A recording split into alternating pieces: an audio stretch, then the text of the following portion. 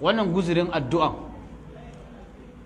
gama garin addu'a ce wanda duk wani damuwa ko kunci ko kana bukatan wani abu a wajen ubangiji ba a da yi wa Allah dole kamar yadda muka faɗa, amma ka je ka gwada, ka je kai me ka je ka gwada. Sha yanzu maganin me na taɓa faɗa a nan, amma mutane sun yi wasa da damarsu ba sa yi.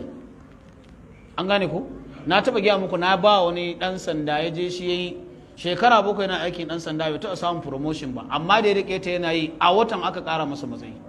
Na Allah ne, addu'ar ne ya ce, Allah ne ya ce me ud'uni astajib lakum. An gane ko wa yake da wata damuwa a nan wajen, ko yana son kuɗi?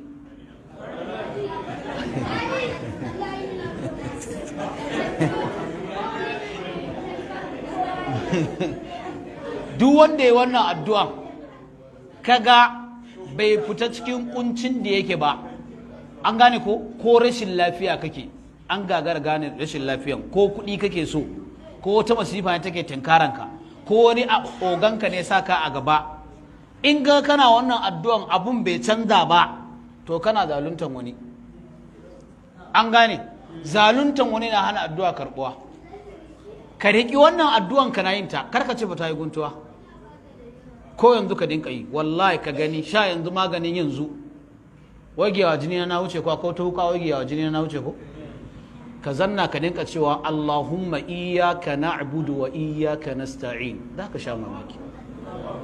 Allahumma me iyyaka na'budu wa iyyaka nasta'in.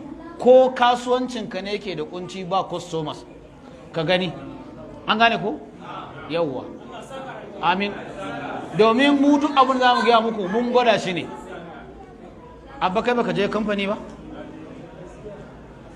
Duk wanda ya je kamfani na kwanan nan cikin kwanakin nan ya ga canji ko? Yawwa, in ka je sai kafin minti 30 ma baka gane ba. Wani ma ya ce shekar, amma fa da zan iya baccin awa a cikin shagona ba wanda ya zo ce min cikan ka pharmacy, amma yanzu in ka je kai minti 30 ma baka gane ba.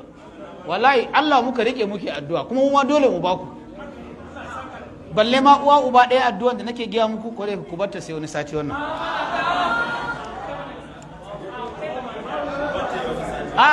Wallahi na faɗa, na san ba yi ne. Oh, ku rike wannan ku, yawa to shi.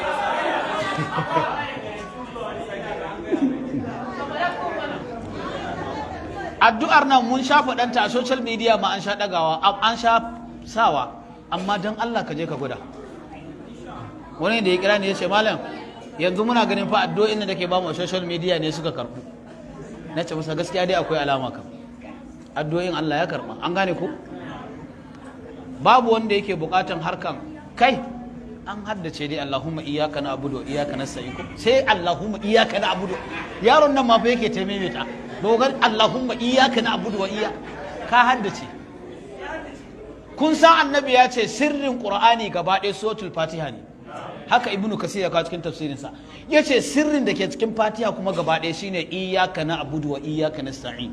Sai ka dinka cewa Allahumma iyyaka na'budu wa iyyaka nasta'in. An gane ko yawwa, da Allah ku ya hakuri, kar ku ce muna cin tayin, duk abin da zai kawo amfani wallahi zan faɗa. Na manta zan gaya muku wani abu yanzu, kar na tsallake shi mu ci gaba da wannan. Akwai maza wanda aure na ba su wahalar auruwa, kaga ya je ya fara neman yarinya a ce an ba da ita ko. Akwai mace zaka ga tana da manema amma ba ta aure baya yiwa, daga an fara kulla abin sai ya wargaje, har boka ana shiga ko. Bari in gaya muku wata addu'a, in dai ka gagar samun budurwar da zaka aura, riƙe wannan addu'ar, na baka sati 1 zuwa sati 2 kwana 21. An gane ko? Sai ka ji wanda za ta ce maka wallahi malam har sadaki zan baka in zaka aure ni. Addu'a ba wasa bane.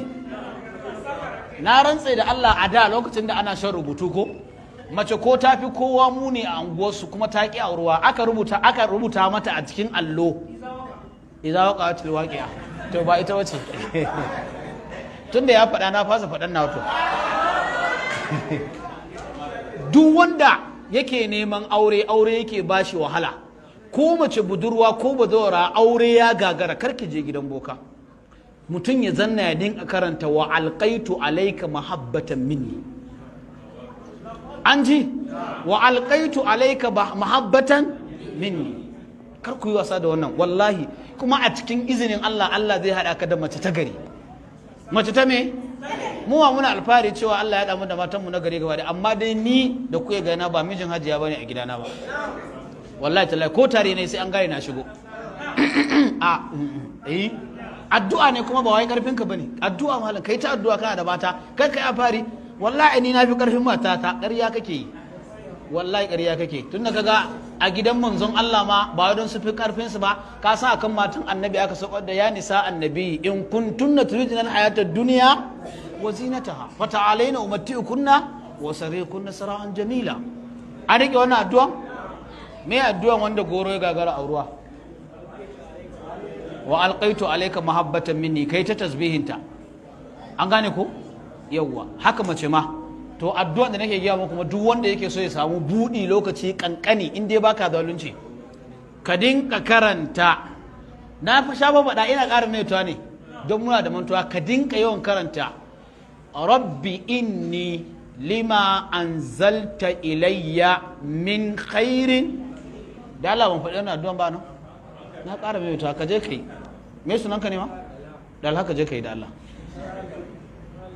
Mashin ɗinka nan za ka canja ta kwanan nan, insha Allah, in Allah kwanan nan za ka canja mashin ɗinka. Allah ya samu dace, Allah ya taimake mu, inda muka yi kuskure Allah ya fi mana, inda muka yi daidai Allah ya damu cikin ladan.